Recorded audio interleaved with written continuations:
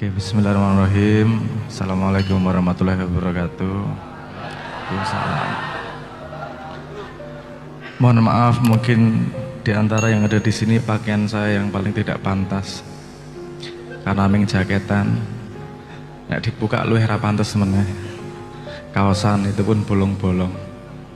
Karena posisi kerja dari Jogja tadi langsung naik kereta, turun di Jombang, langsung diantar ke sini. Sempat makan dulu lumayan, sempat setor hasil dari makan dulu lumayan, terus kemudian naik ke sini, terus diskusi sinau bareng malam ini. Selamat pertama mengucapkan selamat ulang tahun yang kedua untuk Paseban Majapahit. Semoga tetap istiqomah. Karena istiqomah itu yang paling berat. Jadi wis 2 tahun lumayan lah. Berarti wis iso nangis, jaluk mangan, jaluk susu gitu, tapi belum bisa mandi sendiri ya kalau anak kecil ya. Nah, tapi udah 2 tahun lumayan. Hari ini temanya adalah jalan kesadaran. Saya pengen, ini bukan tadi saya sempat dengar ada rasan-rasan dari ibu-ibu. Piye kok apa jenenge ustate nom-nom apa seneng ngarep. Karena di sini bukan tausiah, Bu. Di sini sinau bareng. Yang di atas bukan lebih pandai daripada yang di bawah. Yang di bawah tidak lebih bodoh daripada yang di atas. Cuman kita sadar bahwa setiap manusia punya pengalamannya dan punya pengetahuannya yang bisa dibagi untuk yang lain, dan kita bisa saling belajar satu sama lain. Suara gue teles banget ya.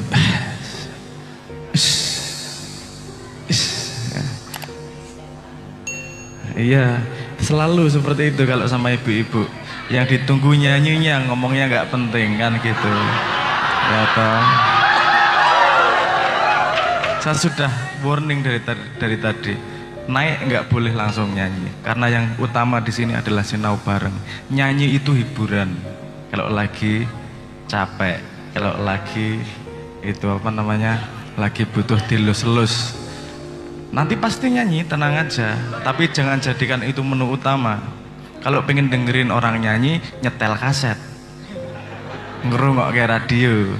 Nah ini bukan berarti saya tidak mau nyanyi, nanti nyanyi gampang lah urusan nyanyi. Saya udah 15 tahun nyanyi, jadi nyanyi apal lagu-lagu, tenang aja, gampang itu. Tapi di sini teman-teman juga ada harapan sinau bareng, jadi yuk kita sinau. Bernyanyi adalah salah satu bagian dari sinau bareng. Ngapunten nggih, ini kita sabar dulu nanti Pak nyanyinya. Sebentar, saya punya kewajiban untuk ngomong tentang jalan kesadaran. Sebelum saya ngomong tentang jalan kesadaran, saya pengen mensensus dulu. Di sini yang penderita cacat tuna asmara, mohon tangannya naik dulu. Alias masih jomblo kinyis-kinyis, belum pernah ditompo cewek satupun. Coba angkat tangan. Ono ora iki kira? Rasa isin ra apa? Wes iki sadar diri iki. Bukan hina, tenang aja. Semua orang pernah mengalami seperti itu, pernah mengalami menderita seperti Anda. Angkat tangan.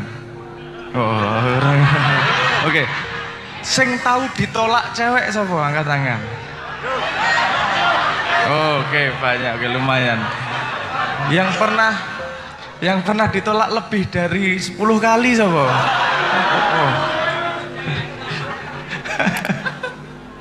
Nanti ada hubungannya kenapa itu penting dengan kesadaran. Oke ya. Sekarang gini, kita nggak usah ngomong jauh-jauh dengan kesadaran. Kenapa perjalanan kesadaran? Karena kesadaran harus berkembang terus. Kalimat kuncinya adalah begini: kesadaran merubah perilaku manusianya. Manusia berperilaku berdasarkan tingkat kesadaran yang dia miliki. Oke, paling sederhana. Ini tadi saya ngobrol tentang Paseban yang umurnya 2 tahun. Sekarang saya tanya, di sini yang tiap hari masih mandi siapa? Semua ya, oke. Yang keluar kamar mandi masih nggak pakai baju apa-apa siapa? Oh, langsung masih pakai baju ya. Tapi lihat anak kecil, umur 1 tahun, umur 2 tahun cuek aja dia. Keluar dari kamar mandi wudo ya wudo, gondal gandul ramah masalah. Kenapa? Kan sama. Kamu ya gondal gandul, dia ya gondal gandul. Tapi kenapa kamu malu harus pakai baju dan dia nggak pakai baju nggak masalah? Kok wow? Ngopo?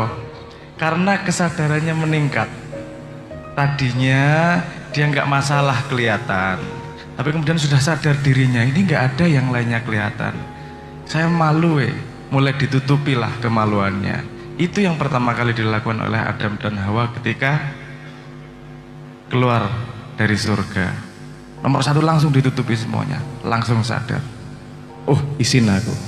Nah gitu. Kemudian ada satu momen lagi di mana kamu sadarnya naik lagi. Ketika wis naksir karo cah wedok.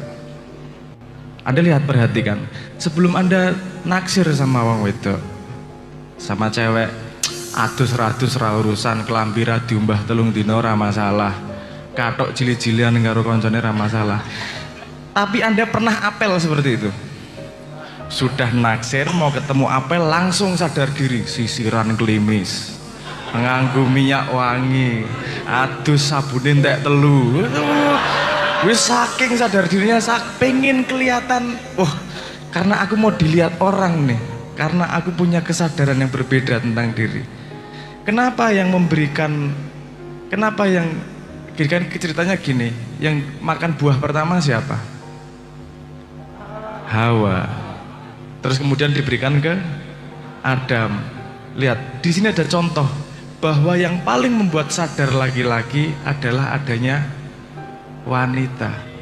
Jadi ketika Anda sudah kenal wanita, langsung sadar diri kalau wanita seperti itu. Kalau Anda nggak percaya, tanya misalnya yang sudah menikah, pulang dari kerja ke rumah, istrinya cemberut. Wes pokoknya wegah malang kerik, kono mangan-mangan dhewe. Ora ono panganan GoFood. Wes galak ngono ki, wes langsung ada masalah apa ini? Ada masalah, langsung ruwet otaknya. Kenapa? Karena langsung kesadarannya meningkat seperti itu. Nah, kan kelihatan nih tingkatnya. Tadinya kesadaran tentang diri sendiri, kemudian kesadaran terbangun dengan adanya pandangan orang lain. Ini meningkat kesadarannya semakin tinggi. Oke, saya kasih contoh yang lain. Di sini ada yang pakai Facebook enggak? Oke, ada yang pakai Facebook lebih dari 2 tahun ada? Coba Anda ingat-ingat status Anda 2 tahun yang lalu. Kenapa tertawa? Gila nih. Jijiki, alay. Pengen tak beleh rasanya nek gue ketemu gue sing 2 tahun yang lalu ya. Pekok mentoh iki gitu. Kenapa Anda sadar diri melihat? Padahal ketika nulis nggak gitu toh. Ketika nulis puisi 2 tahun yang lalu rasanya, ini puisi paling indah sedunia ini. Dek, apakah bapakmu seorang pembalap? Kenapa? Karena kamu nge-track di hatiku. Kuwi wis rasane puisi indah banget kuwi rasane. Saiki kowe maca ya Allah goblok rek. Aku biar jijiki rek, gila nih kan itu. Kenapa Anda punya pandangan seperti itu? Karena kesadaran Anda meningkat, Anda lebih tahu lebih banyak, pengetahuan Anda lebih banyak, kesadaran Anda meningkat. Kadang-kadang kalau tidak disadari bahwa kita meningkat kesadarannya, itu kadang-kadang kita tidak membangun kesadaran. Jadi kesadaran kan gini, tadinya sama diri sendiri nih, bahkan sama diri sendiri yang kemarin. Kita menyesal karena kita kesadarannya meningkat. Kadang-kadang kita tidak sadar bahwa ada orang lain yang membutuhkan kesadaran kita. Nih, salah satu contoh perilaku yang terlihat beda kesadarannya. Anda pernah naik motor di tengah jalan, pernah nggak mengalami ada orang naik motor di tengah-tengah dan lambat? Ketek, ngesen kiwa menggoe kanan. Pernah ngalami? Pernah? Kok bisa dia seperti itu? Dia tidak mengingat kesadaran bahwa jalan ini milik umum. Bahwa dipikir jalannya sing gawe mbae po. Dipikir. Jadi dia tidak menyadari bahwa jalan ini milik umum. Kalau aku misalnya di tengah menghalangi orang lain atau tidak ya? Saya merepotkan orang lain atau tidak ya? Nah, perilaku manusia sama sekali berbeda ketika kesadarannya lebih lebar. Anda tidak akan melakukan dosa kalau Anda sadar mati. Kenapa? Kalau Anda saja bisa menyesali 2 tahun yang lalu, ketika Anda mati pasti menyesali semua hidupmu. Kenapa putusannya? Ya enggak? Jadi orang agama mengatakan gini, ayo ojo lali bahwa kowe engko meninggal suatu saat, husnul khotimah kalau bisa. Nah, itu menyadarkan Anda bahwa suatu saat Anda akan melihat perjalanan hidup Anda dan mana yang Anda sesali. Agama juga mengajarkan bahwa hati-hati berlaku nih. Ketika orang sadar bahwa dia akan mati, perilakunya pasti sama sekali berubah. Karena dia akan menjaga dirinya agar tidak berbuat sesuatu yang akan dia sesali suatu saat nanti. Nah, berkembang terus nih kesadaran ini. Bahkan dari sudut pandang kesadaran, sabar itu berbeda. Sabar itu bukan berarti diam. Sabar itu berperilaku paling tepat dalam keadaan itu. Ada sebuah keadaan, kamu berperilaku paling tepat dalam keadaan seperti itu untuk kebaikan sebanyak mungkin orang, itu sabar. Kadang-kadang sabarnya harus diam. Nah, aku ngomong tambah ribut ki. Ono status ra cetha tak nengke wae iki. Daripada ribut. Tapi ada juga jane aku wegah ngomong tapi tak sabar wis tak ngomong lah. Kenapa? Karena Anda harus meluruskan sesuatu yang memang tidak lurus pada momentum itu. Padahal kamu gak seneng ngomong. Kamu harus sabar pada yang kamu inginkan, tapi melakukan yang seharusnya dilakukan. Paham maksud saya ya? Nah, semakin lebar kesadaran, dia akan melewati rentang waktu. Kamu akan memahami masa depan, masa lalu. Semakin lebar ruangnya, kamu akan memikirkan orang lain. Bekerja dengan kesadaran mencari duit. Yang kamu cari nomor 1 adalah bagaimana mengambil keuntungan. Kalau kesadarannya adalah mencari uang untuk memberi makan anak istri, konsentrasi nomor 1 adalah mencari rezeki yang berkah. Beda sama sekali nih. Sebuah kesadaran akan membuat perilaku yang sama sekali berbeda. Nah, kadang-kadang manusia tidak memahami bahwa kesadaran itu perlu ditumbuhkan, perlu dibangun. Kenapa? Karena ini nyon saya ibu-ibu, ini saya ngomong agak sains sedikit. Karena apa yang kita sadari ini 1 banding 300.000 dibandingkan apa yang tidak kita sadari. Atas sadar itu 1, bawah sadar itu 300.000. Banyaknya segitu. Makanya dalam Jawa ada ngomong ilmu kuwi kelakone kanthi laku. Karena yang kita sadari ini kita lakukan setiap hari sampai kita tidak menyadari bahwa kita menyadari. Paham maksud saya? Karena kowe ngelakoni terus, kamu menyadari bahwa oke, aku hidup ini pasti diawasi Tuhan dan aku tidak mau menyesal dengan perjalanan hidupku. Jadi aku akan melakukan segala sesuatu yang membuat Tuhan senang. Salah satu contohnya misalnya, aku tak apik karo kabeh wong, aku tak mesem karo kabeh wong. Awalnya itu disadari terus. Tapi lama-lama kelakon sampai kamu lali bahwa itu datang dari kesadaran itu. Kamu tetap mesem, tetap baik karena memang kamu orang yang baik dan mesem. Nah, kelakon ilmu lagian. Paham maksud saya? Bukan karena alasan-alasan itu, bukan karena iming-iming itu. Iming-iming itu untuk awal kesadaran. Ketika sudah berubah perilakumu, kamu akan menyadari sesuatu yang lain yang lebih luas. Tapi yang kemarin ilmu ini sudah kelakon dan jadi ilmu dalam dirimu.